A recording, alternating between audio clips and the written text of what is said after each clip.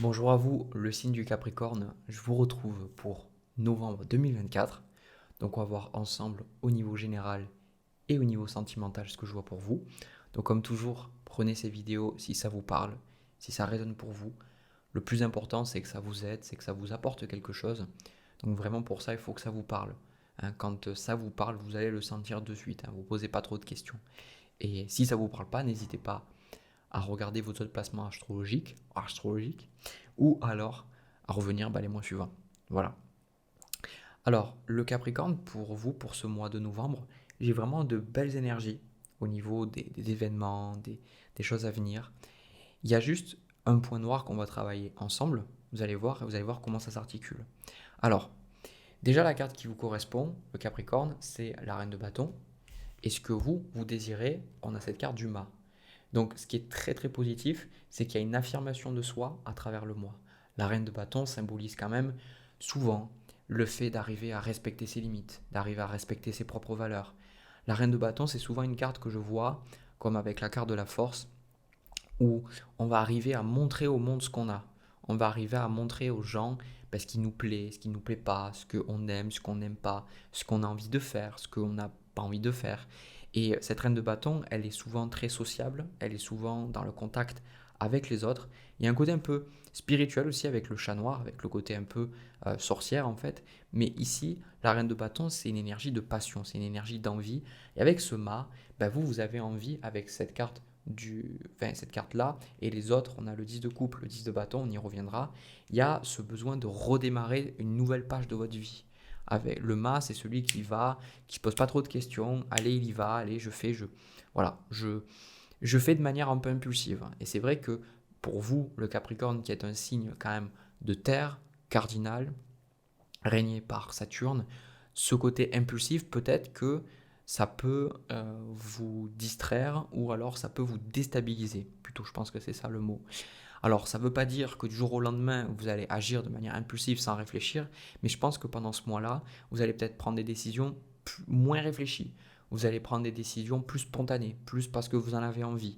Peut-être que aussi, c'est parce que vous avez plus confiance en vous, quelque part.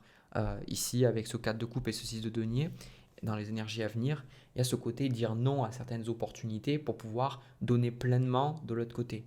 Il y a cette énergie de peut-être que certaines personnes vous inviteront, vous savez, pour des soirées, ou certaines personnes pourraient vous proposer des offres d'emploi, mais en fait, vous allez clairement dire non, en fait, je veux pas parce que il y a d'autres choses qui sont importantes à mes yeux.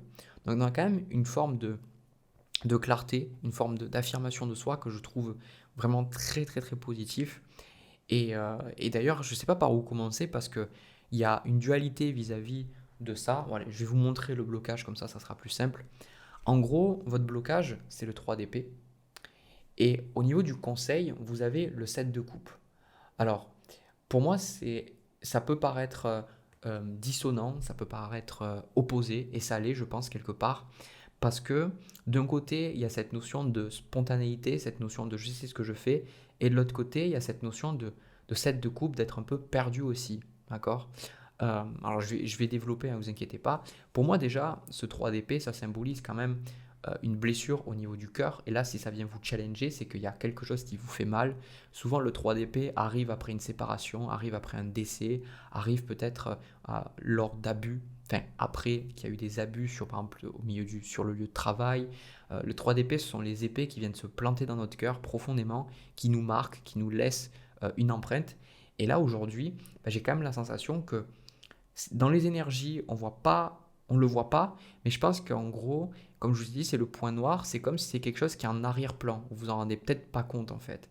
Donc ce 3 d'épée, ça peut symboliser peut-être de la colère, de la haine, ou une difficulté à pardonner ou à vous pardonner de manière générale. Et je pense qu'avec ce 7 de coupe, on a cette notion de brume, cette notion de il y a beaucoup d'informations, il y a beaucoup de choses qui se présentent à vous et il y a plein de choses, surtout avec cette énergie du mât, il y a énormément de choses qui vous feraient envie. Il y a énormément de choses que vous auriez envie de faire.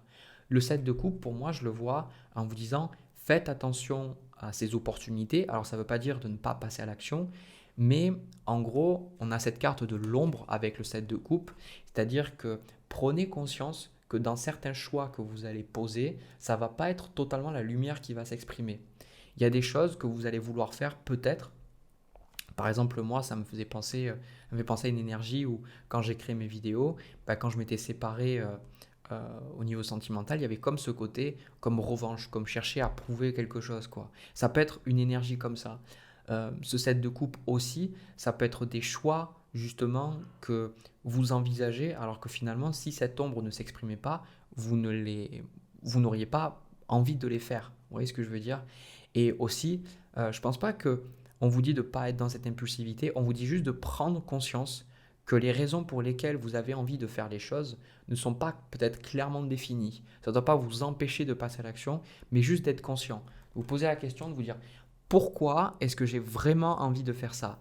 Et ce truc qui me séduit là, dans le fond, est-ce que c'est vraiment ça qui va m'apporter le bonheur? Alors, je ne pense pas en soi qu'un truc nous apporte le bonheur. Je pense que le bonheur, c'est vraiment, ça démarre de soi.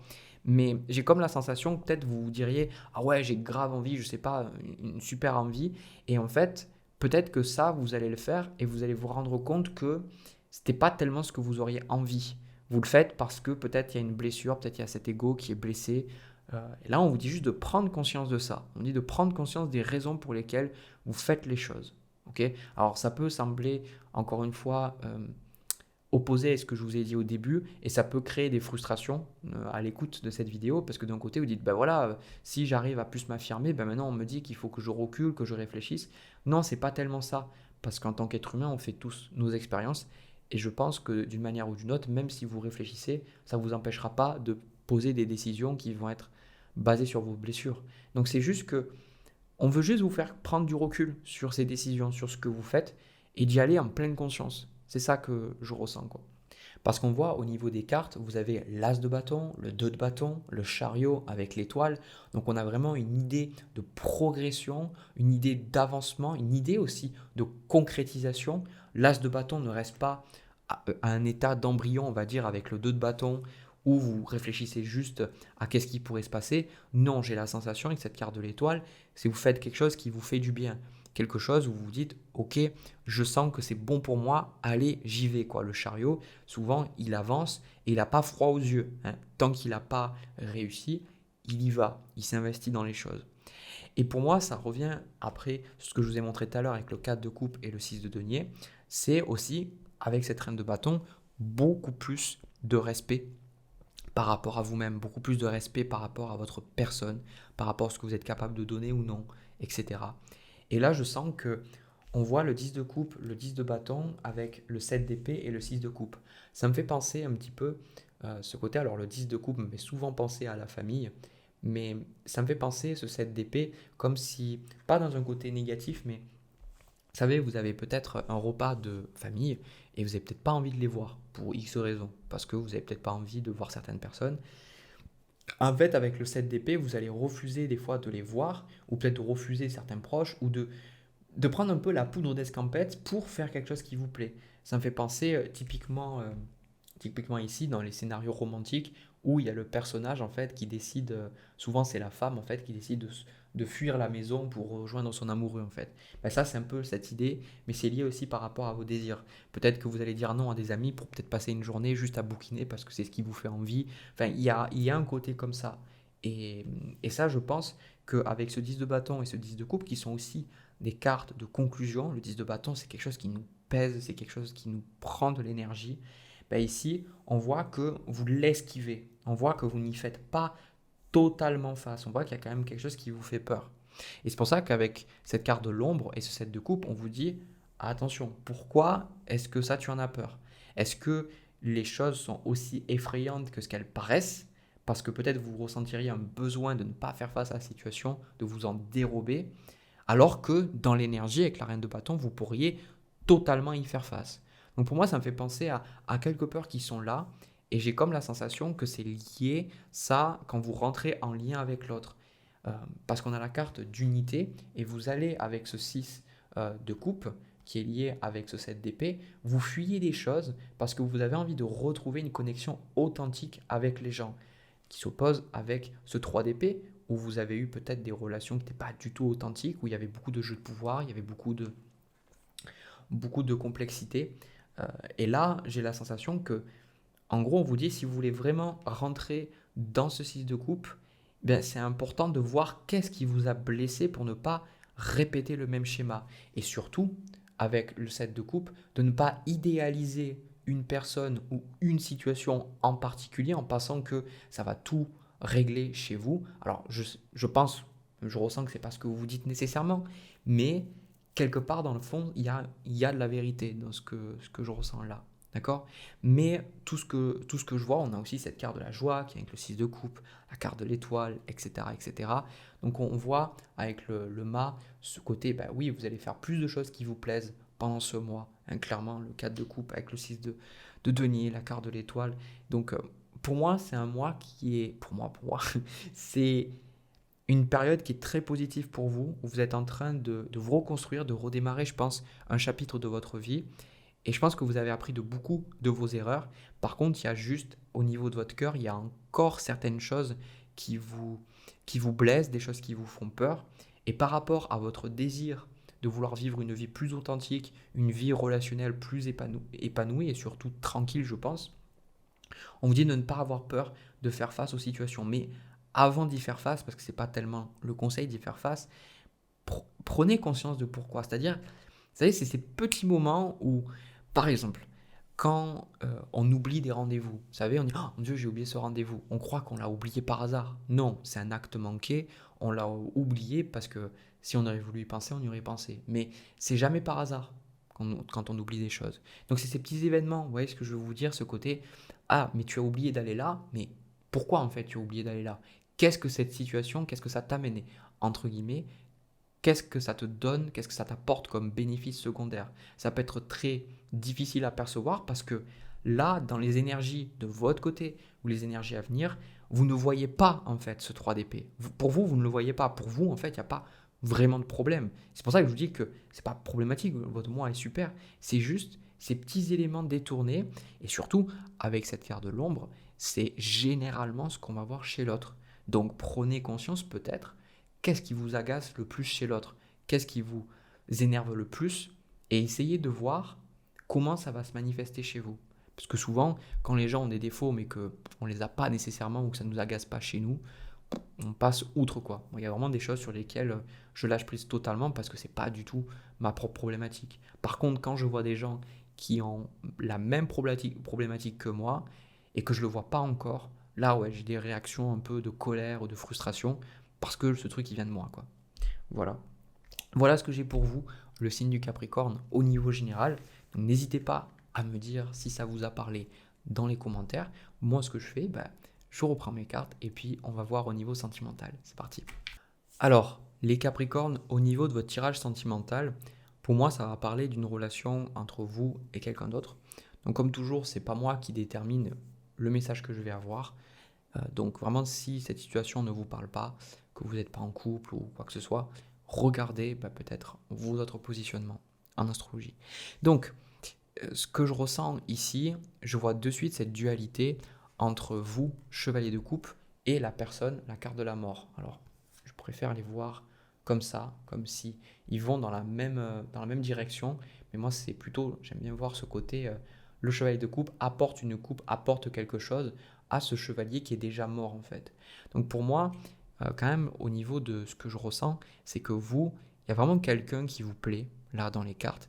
Il y a vraiment quelqu'un qui est voilà, que vous avez envie d'avoir une relation, envie de concrétiser quelque chose avec cette personne. Et c'est vrai que au début, j'ai cru que cette carte de la mort et les autres que je vais vous montrer, je pensais que ça symbolisait le fait d'aller chercher quelqu'un qui est déjà mort, entre guillemets, une relation qui est déjà morte avant de commencer. Mais finalement, avec les cartes, j'ai fait pivoter mon interprétation de mon ressenti parce que ce que je ressens, c'est que cette personne est en train de vivre la mort en fait. C'est ça que je ressens. C'est peut-être une personne qui est en train de se séparer, peut-être c'est une personne qui est en train de déménager ou une personne qui est en train de vivre un gros bouleversement en fait au niveau de sa vie. Ça se revoit d'ailleurs avec au niveau des énergies à venir avec l'ermite et la carte de la tour. Donc on sait qu'il y a vraiment un dépouillement de quelque chose chez la personne en face de vous. Vous, il y a un peu plus cette stabilité, mais on sent que la personne, là, elle est en train de de changer dans sa vie et c'est vraiment pas simple pour elle. Donc, vous, naturellement, par rapport à vos sentiments, il y a une forme de retenue. Il y a une forme de bon, je sais pas. Pour ça que vous, on voit la reine d'épée avec la reine de denier, un côté très pragmatique du Capricorne, ce côté bon. Bah, moi, j'ai bien envie de savoir qu'est-ce qui va se passer et surtout, j'ai besoin de stabilité. La reine de denier qui est un élément de terre. Donc, vous attendez avant de vous mouiller parce que vous dites bon, c'est pas le chevalier de coupe. Oui, il y a les sentiments.